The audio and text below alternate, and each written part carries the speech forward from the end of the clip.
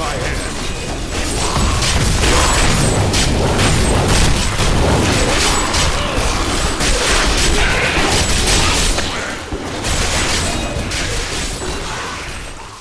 Diablo III Reaper of Souls doesn't change the cycle of kill, loot, level up from vanilla Diablo 3.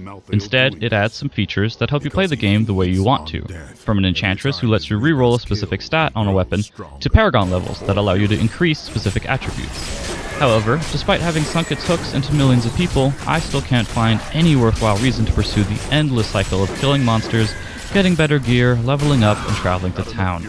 The gameplay is solid, but unless I'm listening to a podcast while playing, I find very little reason to continue grinding my Barbarian, Wizard, and Crusader to higher levels. Diablo 3 has very simple combat. You can have up to 6 active abilities, which can be modified by runes that add fire damage or cause stun, among other things. Each ability slot has multiple choices, and there's even an elective mode that allows you to have 2 abilities from the same folder equipped. You use these abilities, of course, to kill all the various monsters you will come across in the now 5 acts of what Diablo 3 cannot call a story. It's so trite and melodramatic that I never cared for it or attempted to delve into the needless audio logs. Thankfully, the enemy variety is kept pretty high, and you won't find yourself sick of one area since the game will shuffle you along to a different color tone setting. As you murder the demons of hell and other monsters, they'll frequently drop equipment for you to put in your backpack and perhaps equip. Most loot you will find won't help in any significant way, and is instead there for you to either sell for gold or break down into crafting components. In Reaper of Souls, the blacksmith can now break down common white gray items, which previously would only be gathered to further fill my significant gold accumulation. The enchantress can also transmogrify your gear, so that you have a less eclectic look and instead a fully realized and matching outfit. The transmogrification can take up a large heap of your gold away, which I appreciated since nothing previously was setting me back much, making gold a seemingly useless commodity. The jeweler now even has a higher gem quality to craft, and a new class, Diamond, which is used against elite enemies and elemental resistance. Along with those improvements to vendors, Reaper of Souls brings in a new level cap, a new class, paragon leveling, and adventure mode, which is by far the best feature. Unfortunately, adventure mode is locked behind completing Act 5, which means you have to trudge through a significant amount of story content. It all culminates in a less than epic boss fight, a lackluster and cliffhanger ending, and a prompt to press X to return to the main menu. It felt like Blizzard wasn't even trying. Adventure mode, however, is a nice reward for dealing with that mediocrity.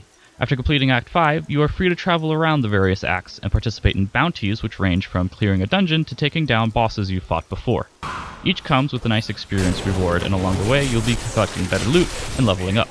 Now, they are rather short adventures and can range from about 5 minutes to 15 or so depending on your skill and the difficulty level, which has also been reworked in Reaper of Souls. Gone is the Hell, Nightmare, and Inferno difficulties. Instead, you have Normal, Hard, Expert, Master, Torment, and then Torment 1 through 6, each with experience modifiers and stacked elite enemies. While at first I was glad to be reinvigorated by the wealth of the new content in Reaper of Souls, the base Diablo game is essentially the same. You go out, kill monsters, get loot, level up, return to town, repair, craft, sell, then repeat the cycle endlessly. While some people love the satisfaction of that loot grind, I found it empty. I listened to podcasts while playing, and if I ran out of new episodes, I didn't want to play. I couldn't play unless I was doing something else at the same time, because at least then I was getting something significant done. Diablo 3 doesn't have a world I like, and no motivating factor besides seeing a little XP bar fill up and pop with a flash of light. And quite frankly, I'm tired of that.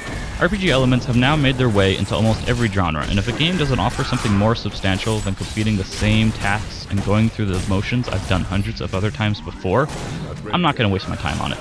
Despite really good gameplay, Diablo 3 Reaper of Souls felt like a big waste of time.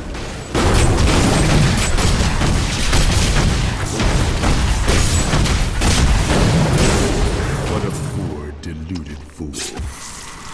You are lucky to be alive. Stop toying with powers you do not understand. Of course. Oh, of course. Bless you, good sir.